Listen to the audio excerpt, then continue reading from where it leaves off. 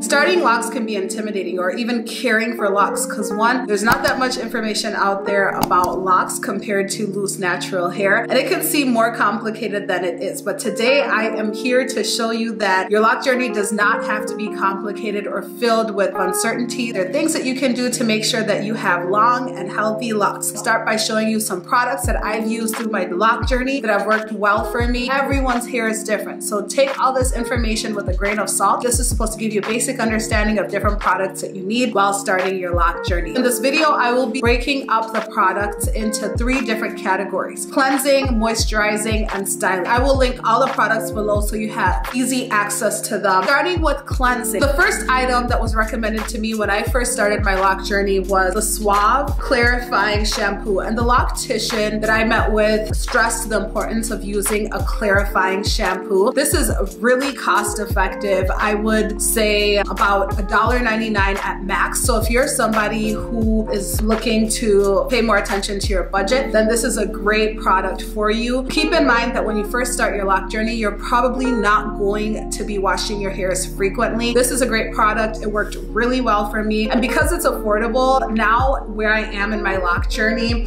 I use this when I'm washing my hair more frequently. Second product that I want to recommend, which I'm completely out of, is a Neutrogena clarifying shampoo. This product was amazing. Every time I would use this, my locks would feel clean, and I would use this product specifically after I used a lot of oils in my hair, or after I got a retwist. In the beginning, when I wasn't using oils to retwist my hair, I was getting retwists with the gels. I would use that every once in a while when I needed to do that deep wash. Still an equally great product. It should be pretty much affordable. Now I'm going to go on to what I'm using right now. I'm leaning more towards natural products. So the first thing I want to share with you is Castile Soap. Castile Soap is used for so many different things. I do have a video where I'm sharing with you my wash routine. This needs to be diluted. You need probably about maybe half a cup, and then I would fill up a bottle with water and then use that. So this, I believe, was about $14. It lathers pretty well. I have the hemp peppermint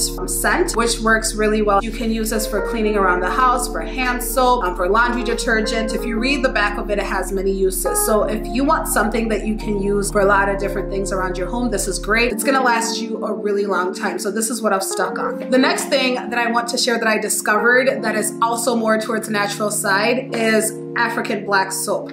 I store mine in one of these travel size containers, and I'll show you what it looks like. It is just a bar of soap, and I use this to cleanse my locks. How I ended up actually using this is one day while taking a shower, I needed to wash my hair and I didn't have shampoo available, so I just used a black soap and I've stuck to it. This is really great. Some brands do leave like a film. I will link one below that works well for me. This will get your locks very clean. If you've used black soap, African black soap before on your skin, you notice that it makes it extremely dry. The same thing is true for your locks, so you'll just want to make sure that you moisturize well afterwards.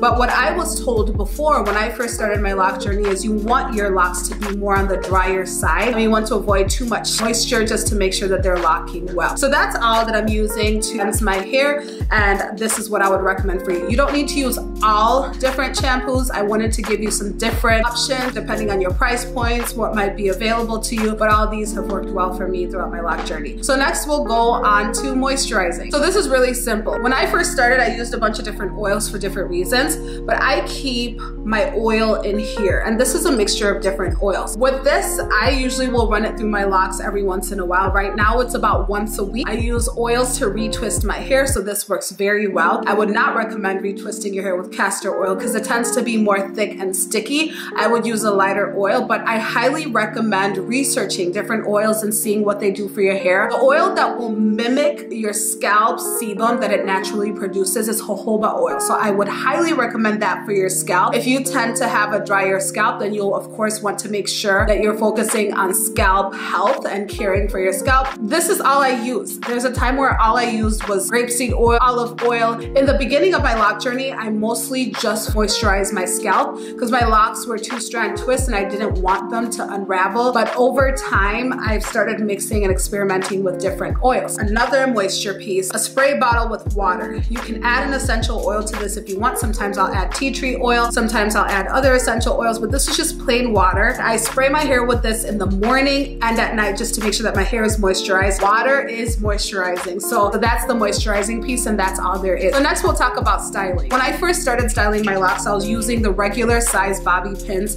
which I will show you. This is what a regular size bobby pin looks like. You all are familiar with bobby pins, but what I found was they were creating bends in my locks, especially in the beginning of my lock journey. When my locks were newer, they looked more like loose hair that was just two-strand twisted. The more I would put bobby pins in my hair, I would end up with like L-shaped locks. So what I actually ended up finding at Target was these mini bobby pins, which work out very well. I'm just gonna show you a comparison of the size difference. What's great about these is you only have to pin the end of the lock, and I'll show you an example. We have these mini bobby pins, which are about this big. Compared to the two, this is about the difference. There are two things I like about this. The first thing I mentioned was I was only able to pin the end of the hair, which is good because then I was avoiding damaging the lock. So let's say I want, I'll use a great example. So in the front of my locks, I have these new locks. And instead of having to pin in over here and over here to keep it down, I will just tuck it back to where it needs to go. And I will just pin like the very end of the lock and pin it down. I would say like the last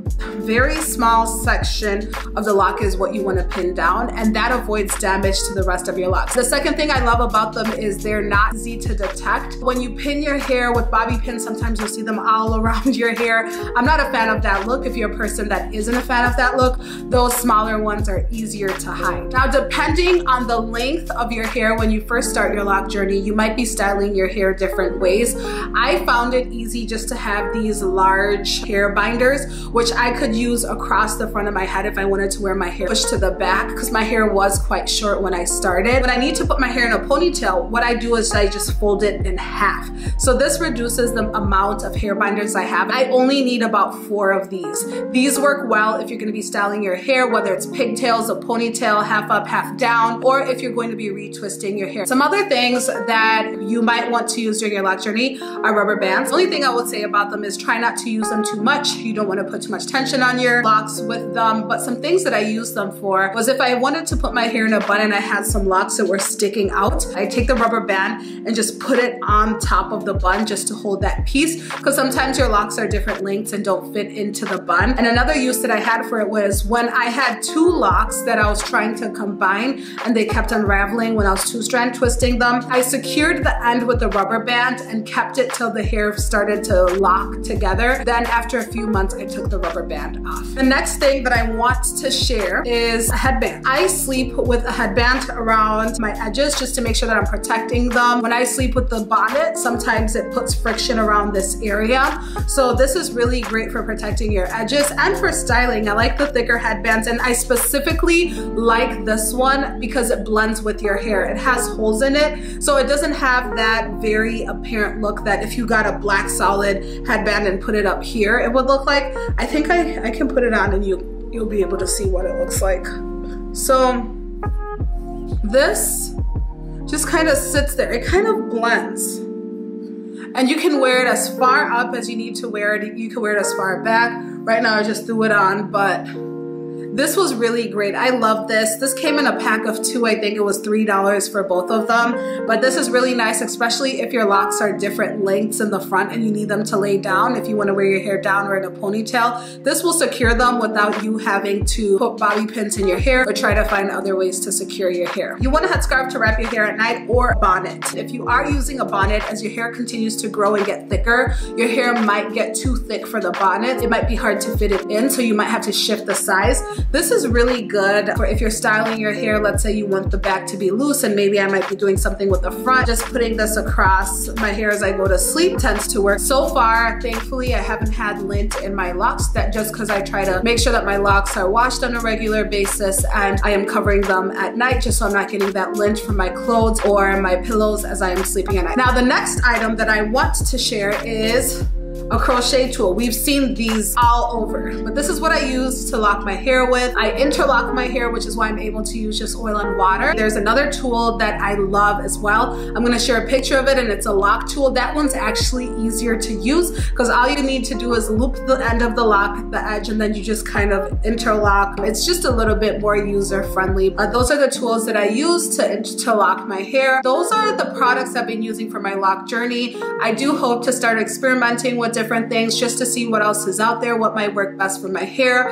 I usually don't use edge controls. I don't use any gels on my hair anymore. But if that's something that you want to use in your routine, 100% feel free, feel empowered to do whatever your hair needs. Our hair is different. We all have different needs as far as how much time we want to invest in our hair, how much money we want to invest in our hair. Locks can be expensive depending on what you're buying and how much you put into them. And they can also be very affordable. Hope this video was helpful. If you have any questions, please feel free to leave them below. I encourage you to watch my other videos of different ways I've been taking care of my locks. I highly recommend that you follow my lock journey on Instagram at unalteredlo. Over there, I'm showing you tips and tricks that I'm learning and also documenting different things related to my lock journey. But until the next one, thank you for watching. Subscribe to this channel if this is content that you're interested in. Like this video if you found it helpful.